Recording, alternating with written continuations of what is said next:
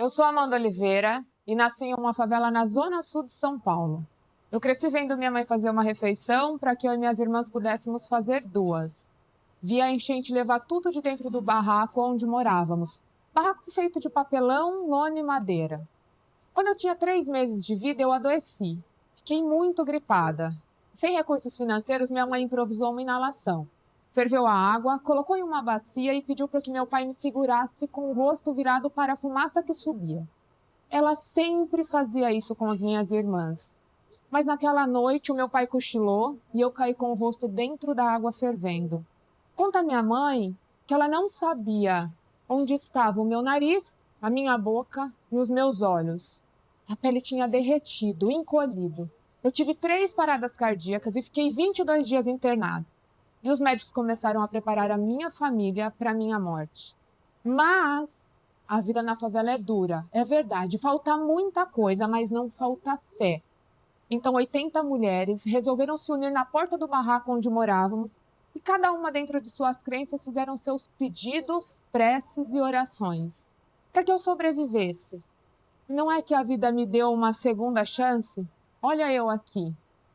Eu estou desperta e sei que a minha passagem aqui na Terra traz consigo a força de um grande desafio: inativar a sentença injusta que persegue a vida dos mais pobres, sobretudo confrontar os abusos que não fazem valer as leis dos direitos humanos e traz à tona uma grande questão.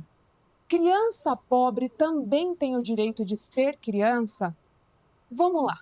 Eu vou direto ao ponto. Eu nasci na favela, nasci favelada, mas nasci acreditando que o mundo é um lugar para se fazer grandes coisas e me questiono diariamente por que será que alguns seres humanos ainda não compreenderam isso. Até 1950, mulheres como eu eram convidadas para participarem de reuniões apenas para redigirem atas. Não tinham vez nem voz. E olha eu aqui, mulher favelada no palco. A luta ainda é grande, mas parece que muita coisa já mudou de lá para cá, não é mesmo? Nós estamos ocupando. E agora que eu estou aqui, eu quero usar a minha sensibilidade materna e o meu feminino para falar sobre as crianças faveladas. Eu sempre fui uma menina cheia de sonhos, o maior deles era voar. Talvez por isso eu prefira ver pássaros voando do que engaiolados. Aos 4 anos de idade, eu coloquei uma toalhinha nas costas e pulei da carteira da escola. O objetivo, claro, era voar, mas fui direto com a cara no chão. 12 pontos na testa e esse galo aqui. E uma grande mensagem em minha fase adulta. Voar não é tão simples assim, Amanda. Ainda mais quando se nasce pobre, mas é possível. Bom, eu comecei a ascender socialmente ainda na infância quando me encontrei com um tambor mágico na sala de aula de um projeto social. Mas deixa eu explicar melhor essa história de tambor mágico. Ainda na infância, minha mãe mudou-se para o interior de São Paulo para tentar uma vida melhor para mim, para as minhas irmãs. E logo nós percebemos que estávamos morando em um bairro dominado pelo tráfico de drogas e pelo alto índice de exploração sexual infantil. Sem muita alternativa e com medo, a minha mãe matriculou a mim e as minhas irmãs neste projeto social. E lá eu encontrei uma professora de música chamada Valquíria e eu vi minha vida começar a mudar gradativamente quando comecei a participar desse grupo musical composto por crianças que tocavam tambor. Era um grupo chamado Batuca Lata. E logo no primeiro dia eu aprendi um ritmo que eu nunca esqueci. Esse aqui, ó.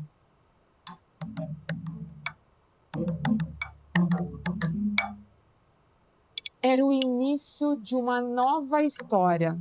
Eu senti o som grave do tambor, ecoou. Aquela batida me era familiar. E logo eu percebi que era igual à força da batida do meu coração. Fazer parte de um grupo musical e uma comunidade dominada pela desigualdade social começou a mexer com a minha imaginação. Me abriu novos mundos e novas possibilidades.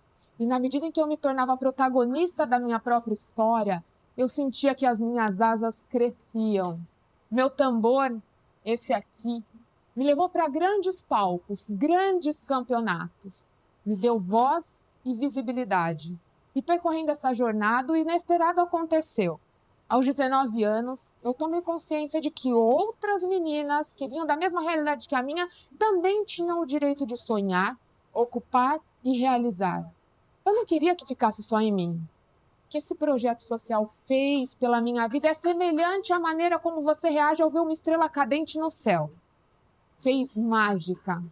Foi aí então que eu saquei que minha vida tinha sido transformada por meio da música e da arte que vinham das salas de aula deste projeto social. Então me vi mulher, musicista, empreendedora social e disse para mim mesma, eu vou multiplicar o impacto. Fundei as Valquírias, uma organização social que é uma distribuidora de oportunidade para meninas, mulheres e seus filhos e trabalha duro para que muito em breve o tema desigualdade de gênero e social seja visto somente nos livros de história.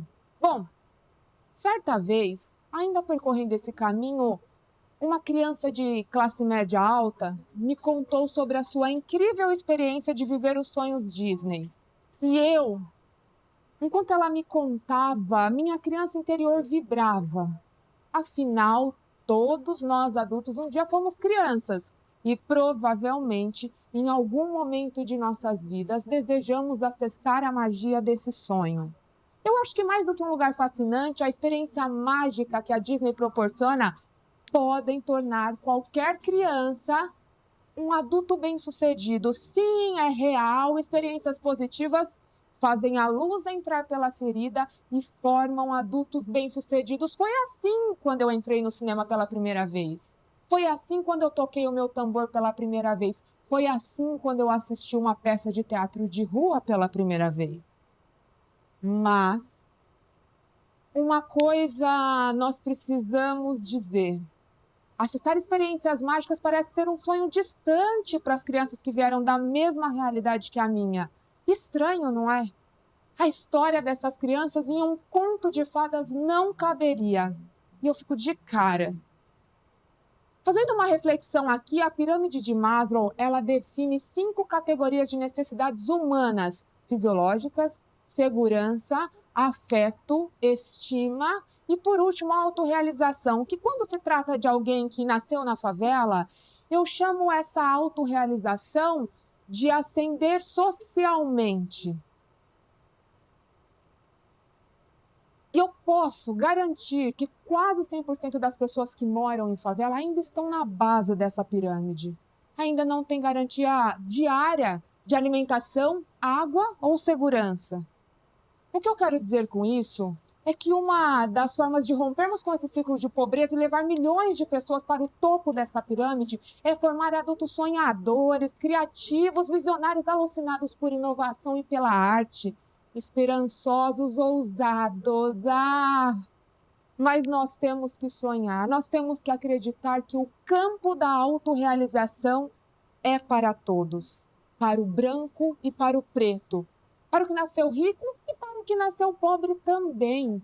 Toda criança tem uma asa nas costas, a rica e a pobre também. Acontece que a rica tem asas e com seus recursos e acessos conseguem usá-las para voar. Já a criança pobre, ela tem asas, mas a pobreza é uma gaiola. E quando essa criança pobre vai bater suas asas para voar, ela percebe que está aprisionada pela falta de acesso. Ela quer fazer natação? Não pode. Ela sonha em fazer aula de música? Não pode. Ela quer ir na piscina de bolinha, mas também não pode. São privadas de todos os direitos básicos. Às vezes quer comer, nem sempre tem. Quer dormir, mas às vezes o frio não deixa. Quer sonhar, mas a madrugada é barulhenta demais. Pou, pou, pou. É assim que chega o som do tiro na madrugada. Lá se foi o sonho, mais um corpo estendido no chão. Parem de matar os nossos pais e os nossos irmãos. E chega! Eu quero democratizar o acesso a grandes coisas E coisas positivas e extraordinárias, eu quero tirar essas crianças da base da pirâmide para que não seja necessário puni-las em sua fase adulta. Eu quero preencher a vida das crianças faveladas, assim como eu, de experiências e não de coisas.